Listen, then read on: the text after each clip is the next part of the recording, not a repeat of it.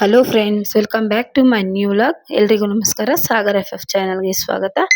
ಇವತ್ತಿನ ಒಂದು ವಿಡಿಯೋದಲ್ಲಿ ನಾನು ನಿಮಗೆ ಕಡಲೆಕಾಳು ಹುಳಿ ಸಾಂಬಾರನ್ನ ಯಾವ ರೀತಿ ಮಾಡೋದು ಅಂತ ಹೇಳ್ಕೊಡ್ತಾ ಇದ್ದೀನಿ. ಇದನ್ನ ತುಂಬಾ ಸಿಂಪಲ್ ಆಗಿ ಈಸಿಯಾಗಿ ಮಾಡ್ಕೋಬಹುದು. ಹಾಗಾದ್ರೆ ಬನ್ನಿ, ಟೈಮ್ ವೇಸ್ಟ್ ಮಾಡದೆ ಯಾವ ರೀತಿ ಮಾಡೋದು ಅಂತ ತೋರಿಸ್ಕೊಡ್ತೀನಿ. ನಾನಿಲ್ಲಿ ರಾತ್ರಿ ಪೂರ್ತಿ ಕಡಲೆಕಾಳನ್ನ ನೀರ್ ಹಾಕಿ ನೆನೆಸಿಟ್ಕೊಂಡಿದ್ದೆ. ನೋಡಿ, ಈ ರೀತಿ ನೆಂದಿದೆ ಚೆನ್ನಾಗಿ. ಇದನ್ನ ನಾವು ಕುಕ್ಕರ್ ಅಲ್ಲಿ ಹಾಕಿ ವಿಜಿಲ್ ಅನ್ನ ಕೂಗಿಸ್ಕೋಬೇಕು. 2 ವಿಜಿಲ್ ಕೂಗಿಸ್ಕೊಂಡ್ರೆ ಆಯ್ತು. ಬನ್ನಿ, ಈಗ ನಾನು ನೀರೆಲ್ಲ ಬಗ್ಸಿ ಕುಕ್ಕರ್ ಅಲ್ಲಿ ಹಾಕೊಳ್ತಾ ಇದ್ದೀನಿ.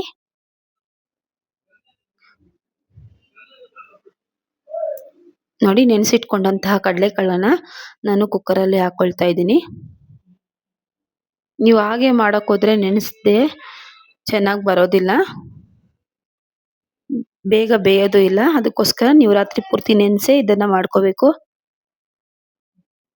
ನೋಡಿ, ಕಡಲೆಕಾಳು ಹಾಕೊಂಡಿದ್ದೀನಿ. ಈಗ ಕಾಳು ಮುಳುಗುವಷ್ಟು ನೀರನ್ನ ಹಾಕೊಳ್ತಾ ಇದ್ದೀನಿ.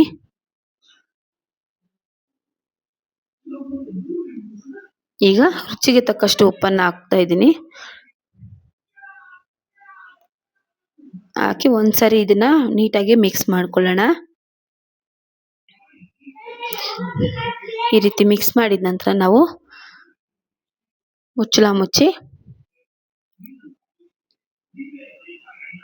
ಕುಕ್ಕರನ್ನ ನಾವು ಸ್ಟವ್ ಮೇಲೆ ಇಟ್ಟು 2 ವಿಜಿಲನ್ನ ಕೂಗಿಸ್ಕೋಬೇಕು.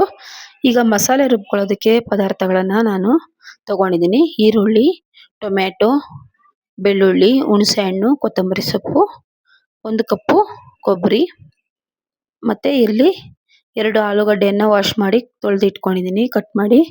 ಮತ್ತೆ ಬದನೆಕಾಯನ್ನು ತಗೊಂಡಿದ್ದೀನಿ. 2 ಟೇಬಲ್ ಸ್ಪೂನ್ ಅಷ್ಟು ಸಾಂಬಾರ್ ಪುಡಿ. ಈಗ ಸ್ಟವ್ ಮೇಲೆ ಬಾಣಲೆಯನ್ನ ಇಟ್ಕೊಂಡಿದ್ದೀನಿ. ಅದಕ್ಕೆ 1.5 ಟೇಬಲ್ ಸ್ಪೂನ್ ಅಷ್ಟು ಎಣ್ಣೆಯನ್ನ ಹಾಕೊಳ್ತಾ ಇದ್ದೀನಿ. ಎಣ್ಣೆ ಕಾದ ನಂತರ ನಾವು ಅದಕ್ಕೆ ಈರುಳ್ಳಿ ಮತ್ತೆ ಬೆಳ್ಳುಳ್ಳಿಯನ್ನ ಹಾಕೊಳ್ಳೋಣ.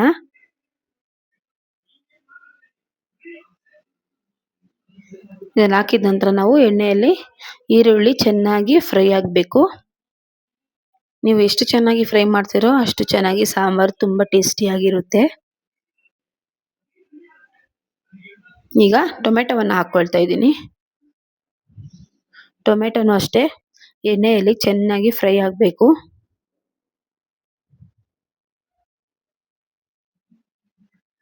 ಈಗ ಇದಕ್ಕೆ ಹುಣಸೆ ಹಣ್ಣನ್ನ ಹಾಕೊಳ್ತಾ ಇದ್ದೀನಿ.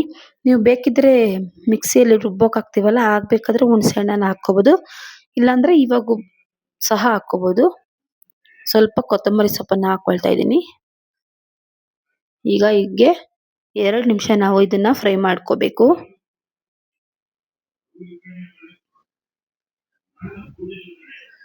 ಟೊಮೆಟೊ, ಈರುಳ್ಳಿ ಎಲ್ಲ ಚೆನ್ನಾಗಿ ಫ್ರೈ ಆಗಿದ ನಂತರ ನಮ್ಗೆ ನಾವಿಲ್ಲಿ ಕೊಬ್ಬರಿಯನ್ನ ಹಾಕೊಳ್ಳೋಣ. ಇದನ್ನು ಸಹ ಎಣ್ಣೆಯಲ್ಲಿ ಫ್ರೈ ಮಾಡ್ಕೋಬೇಕು. 1-2 ನಿಮಿಷ ಫ್ರೈ ಮಾಡ್ಕೊಂಡ್ರೆ ಸಾಕು, ಜಾಸ್ತಿ ಹೊತ್ತೇನು ಫ್ರೈ ಆಗೋದೇನು ಬೇಡ.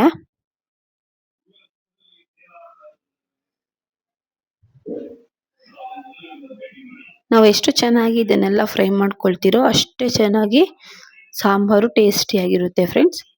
ಈಗ ನೋಡಿ, ಫ್ರೈ ಮಾಡ್ಕೊಂಡಿದ್ದಾಯ್ತು. ಈಗ ಇದಕ್ಕೆ 2 ಟೇಬಲ್ ಸ್ಪೂನ್ ಅಷ್ಟು ಸಾಂಬಾರ್ ಪುಡಿಯನ್ನ ಹಾಕೊಳ್ತಾ ಇದ್ದೀನಿ. ಈಗ ಇದನ್ನ ಚೆನ್ನಾಗಿ ಮಿಕ್ಸ್ ಮಾಡ್ಕೊಳ್ಳೋಣ.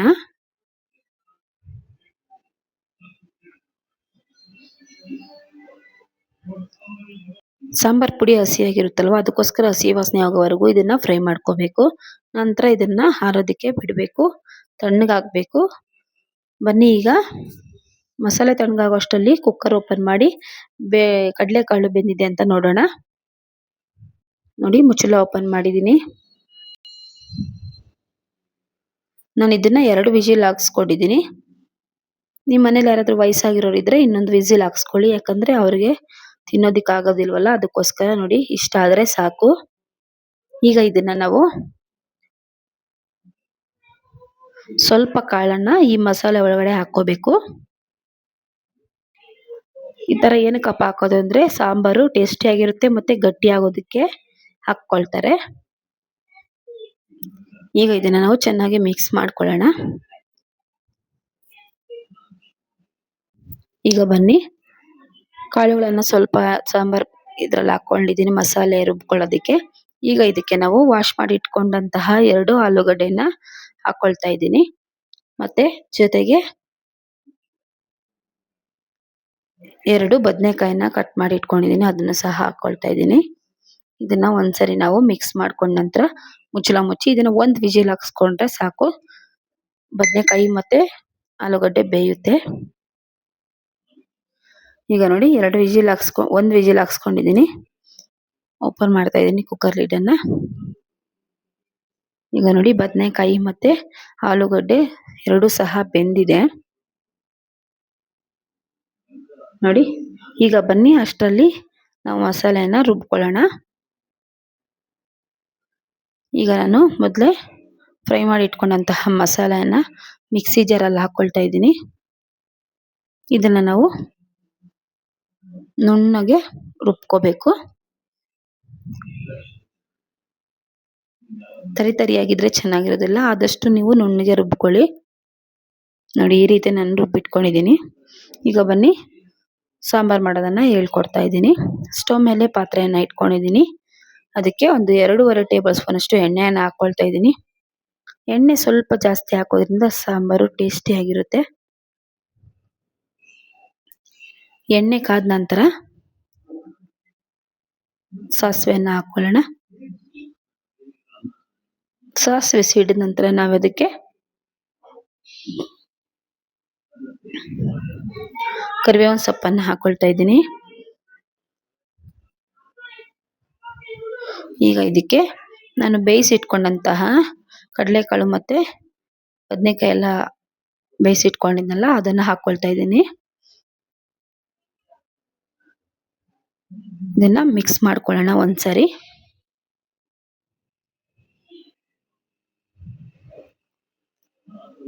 ಈಗ ನೋಡಿ ನಾವು ಮೊದಲೇ ರುಬ್ಬಿಟ್ಕೊಂಡಿದ್ವಲ್ಲ ಆ ಮಸಾಲೆಯನ್ನ ಹಾಕೊಳ್ಬೇಕು. ನೋಡಿ ನೀರು ಕುದೀತಾ ಇದೆ. ಈಗ ಮಸಾಲೆಯನ್ನ ಹಾಕೊಳ್ತಾ ಇದ್ದೀನಿ.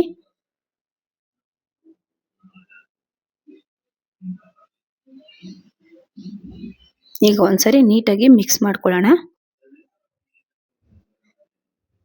ಆ ಮಸಾಲೆ ನೀಟಾಗಿ ಸಾಂಬಾರಲ್ಲಿ ಮಿಕ್ಸ್ ಆಗಬೇಕು. ಆ ರೀತಿ ನಾವು ನೀಟಾಗಿ ಮಿಕ್ಸ್ ಮಾಡ್ಕೊಳ್ಳೋಣ. ನೋಡಿ ಸಾಂಬಾರು ಸ್ವಲ್ಪ ಗಟ್ಟಿ ಇದೆ. ನೀವು ಬೇಕಂದ್ರೆ ಗಟ್ಟಿ ಇದ್ರೆ ಅದೇ ತರ ಸಾಕು ಅಂತ ನೀವೇ ನೀರು ಹಾಕೋದೇನು ಬೇಡ. ನಿಮ್ಗೆ ಸ್ವಲ್ಪ ತೆಳುವಾಗಿ ಬೇಕು ಅಂದ್ರೆ ಸ್ವಲ್ಪ ನೀರನ್ನ ಹಾಕೋಬೇಕು. ನಾನಿಲ್ಲಿ ಮಿಕ್ಸಿ ತೊಳೆದ ನೀರನ್ನ ಹಾಕೊಳ್ತಾ ಇದ್ದೀನಿ. ಮಿಕ್ಸಿ ಜಾರ್ ತೊಳೆದ ನೀರನ್ನ ಹಾಕೊಳ್ತಾ ಇದ್ದೀನಿ. ನೋಡಿ ಇಷ್ಟು ತೆಳುವಾಗಿದ್ರೆ ಸಾಂಬಾರು ಸಾಕು. ನೀವು ಮುದ್ದೆಗೆ ಚಪಾತಿಗೆ ಮಾಡಬೇಕು ಅಂತಂದ್ರೆ ಸ್ವಲ್ಪ ಗಟ್ಟಿಯಾಗಿ ಮಾಡ್ಕೋಬೇಕು. ಅನ್ನಕ್ಕೆ ಎಲ್ಲ ಬೇಕು ಅಂದ್ರೆ ಸ್ವಲ್ಪ ನೀರಾಗಿ ಮಾಡ್ಕೊಳ್ಳಿ. ಇಷ್ಟೇ ಫ್ರೆಂಡ್ಸ್, ತುಂಬಾ ಚೆನ್ನಾಗಿರುತ್ತೆ ಟೇಸ್ಟಿಯಾಗಿ. ಇದನ್ನ ತುಂಬಾ ಈಸಿಯಾಗಿ ಮಾಡ್ಕೋಬಹುದು. ಮುದ್ದೆ, ಚಪಾತಿ, ಅನ್ನ, ದೋಸೆಗೆ ತುಂಬಾನೇ ಮಾಡಿಸಿರುವಂತಹ ಸಾಂಬಾರ್ ಇದು. ಸೂಪರ್ ಕಾಂಬಿನೇಷನ್ ಅಂತಾನೆ ಹೇಳ್ಬೋದು. ಇಷ್ಟೇ, ಇದನ್ನ ನಾವು ಒಂದು 5 ರಿಂದ 6 ನಿಮಿಷ ಮುಚ್ಚಳ ಮುಚ್ಚಿ ಇದನ್ನ ಬೇಯಿಸೋದಕ್ಕೆ ಇಡಬೇಕು. ಸಾಂಬಾರು ಚೆನ್ನಾಗಿ ಕುದಿ ಬರಬೇಕು, ಆಗ ಟೇಸ್ಟಿಯಾಗಿರುತ್ತೆ ಸಾಂಬಾರು. ಮತ್ತೆ ಈ ಕಡಲೆಕಾಳು ದೇಹಕ್ಕೂ ಕೂಡ ತುಂಬಾನೇ ಒಳ್ಳೇದು. ಇನ್ನು ಕಡಲೆಕಾಳಲ್ಲಿ ಬಸ್ಸಾರೆಲ್ಲ ಮಾಡ್ತಾರೆ, ಅದು ತುಂಬಾನೇ ಚೆನ್ನಾಗಿರುತ್ತೆ. ಕಡಲೆ ಉಸ್ಲಿ ಎಲ್ಲ ಮಾಡ್ತಾರೆ, ಅದನ್ನು ಒಂದ್ಸರಿ ನೆಕ್ಸ್ಟ್ ವಿಡಿಯೋದಲ್ಲಿ ಹಾಕಿ ತೋರಿಸ್ತೀನಿ ನಿಮ್ಗೆ. ನೋಡಿ ಈಗ ಸಾಂಬಾರ್ ಕುದೀತಾ ಇದೆ. ನೋಡಿ ಈಗ ಇದನ್ನ ನಾವು ಅನ್ನದ ಜೊತೆಗಾದ್ರೂ ತಿನ್ಬೋದು, ಮುದ್ದೆಗಾದ್ರೂ ತಿನ್ಬೋದು, ಚಪಾತಿಗಾದ್ರೂ ತಿನ್ಬೋದು. ಸೂಪರ್ ಆಗಿರುತ್ತೆ. ಈ ವಿಡಿಯೋ ನಿಮ್ಗೆ ಇಷ್ಟ ಆಗಿದೆ ಅನ್ಕೊಳ್ತಾ ಇದ್ದೀನಿ. ಇಷ್ಟ ಆಗಿದ್ರೆ ದಯವಿಟ್ಟು ಲೈಕ್ ಮಾಡಿ, ಶೇರ್ ಮಾಡಿ, ಸಬ್ಸ್ಕ್ರೈಬ್ ಮಾಡಿ. Thank you.